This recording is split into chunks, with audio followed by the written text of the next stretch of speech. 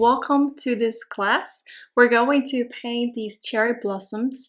There's going to be one flower that's going to be in the foreground.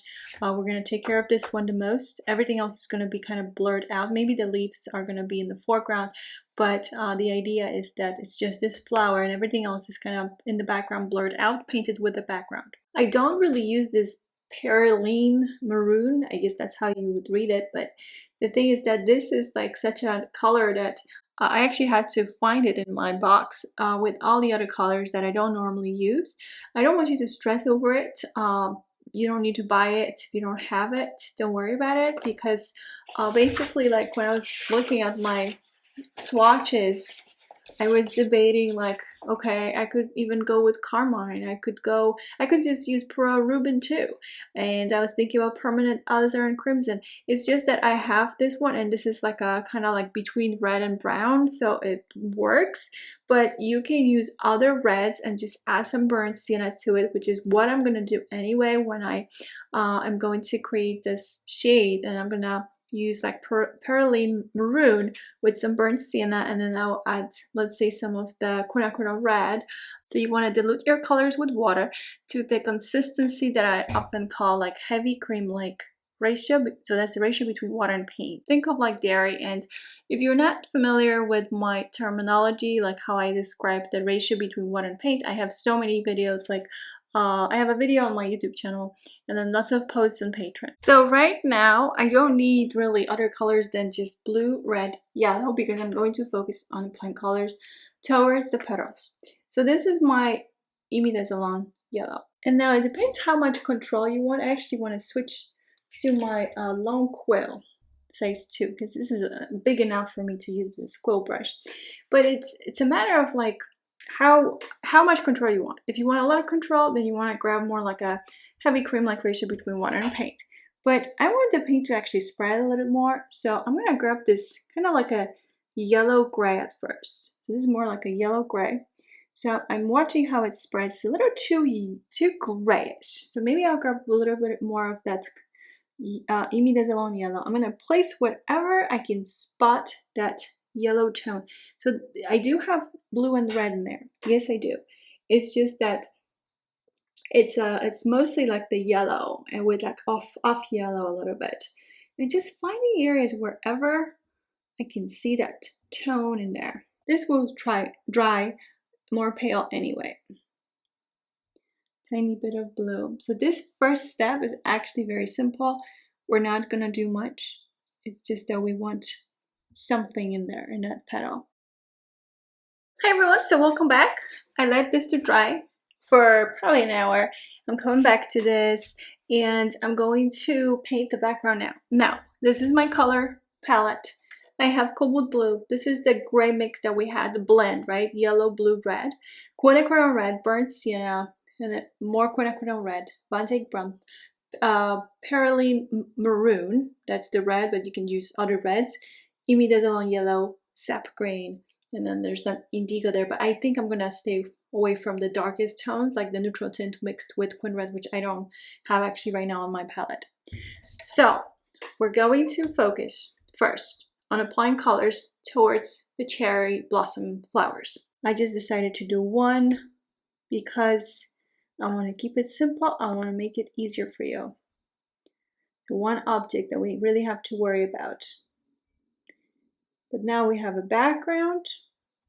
So if you don't have much experience painting background loose, wet on wet, you can just do, for example, just one little section. So you can make your painting much smaller. You can crop it just so you don't have that much to think about. My long quill, size 2, I could actually grab a size 4 as well, but I'm going to stick to this one. A little more of the quin red with the yellow here. So this is my imidazzolon yellow, and then I want some of this blue tone in there too. And I'm going to find some of these petals, more of these flower petals.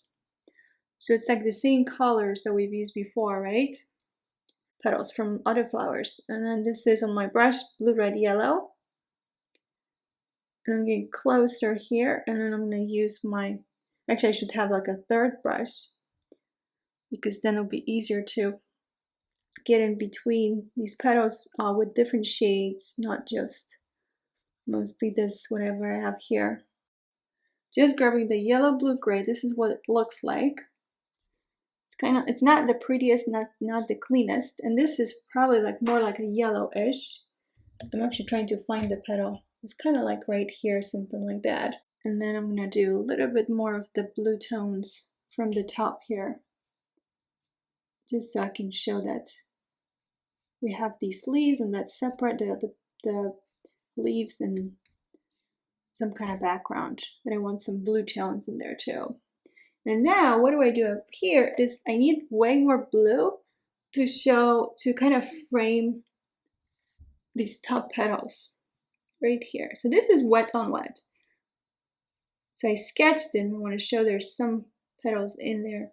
Once this dries, and if I continue adding colors, it will be much easier to frame it. Let's start with the heavy cream-like ratio between water and paint of this yellow. This is my imidazzlant yellow. So that's my imidazzlant yellow. Now with that dirty brush, I just grabbed some of this sap green, but now I'm grabbing also perylene maroon. And I do this now because I want to frame, there you go, this petal right there, flower right here. I'm using the pointy part of my brush to create the stamens. And this is fine, this is fine. I'm kind of like stalling the time a little bit just because I'm waiting for the perfect timing to add the darks here, which is like the perylene maroon. So this is like the quin red, perylene maroon, burnt sienna, right? And imidazzlant yellow. There you go. Very quick grab of all these colors. You really don't want to spend much time. You want to do this fast when you are grabbing these colors. So I'm going to try to lift a little more. So I do that with a round 8 sometimes, and sometimes with just a rigger brush. This is my rigger 2 songbird, just to recreate some of the flower stamens. Around 8 golden one brush, but if you don't feel comfortable with a larger brush, let's say you have a round 8, maybe you want to use like a round 4, for example. So the shadows, some of the shadows are softer shadows, and then we have shadows that have like hard edges. We can definitely do hard edges here, we can do hard edges here, and then here, but then this one is kind of softer, right? I'm still going to do it like a hard edge for the most part, and if I want to soften it, I'm just going to use a damp brush to go on the other side of it, like when the paint stops, and once it dries a little bit, that's when I'm going to soften it. For now, I'm just going to grab this mix. So this is my cobalt blue, quin red, right? And what is that shadow really? It's more like a blue violet with tiny bit of yellow, something like that. And you want this to be really, really transparent too. Very light value. So I'm going to start right here. I want these shadows to be really light, which is actually a reason why I started this painting with the background. I'm going to grab a little more blue, because you want to mix actually colors on the paper versus your palette, and you want to change, by the way, the ratio between colors. So that's something else.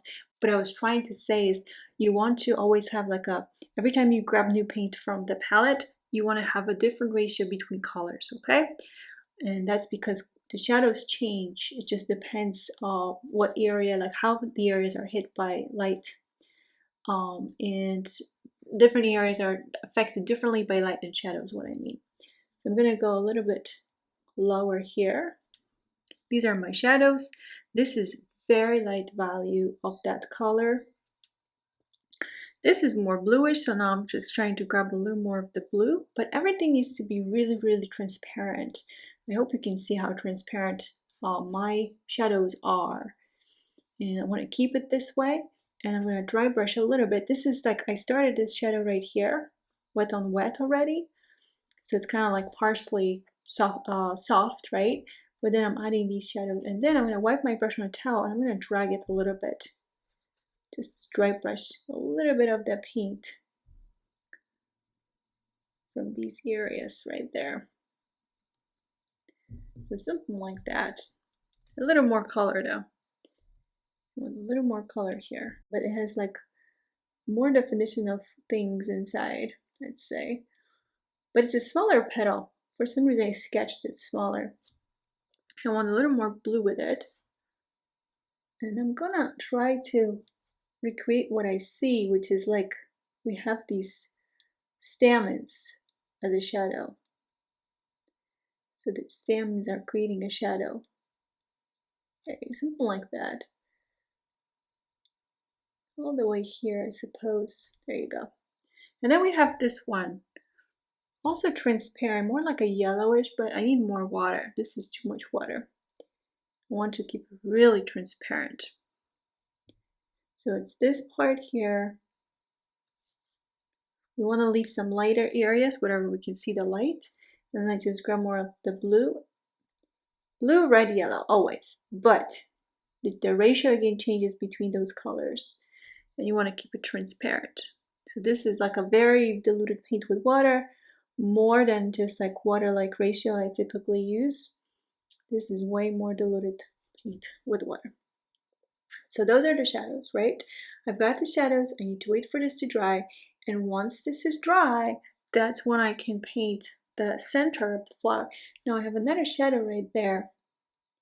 See if I can get a little bit there. I can't touch this one because I just painted that one.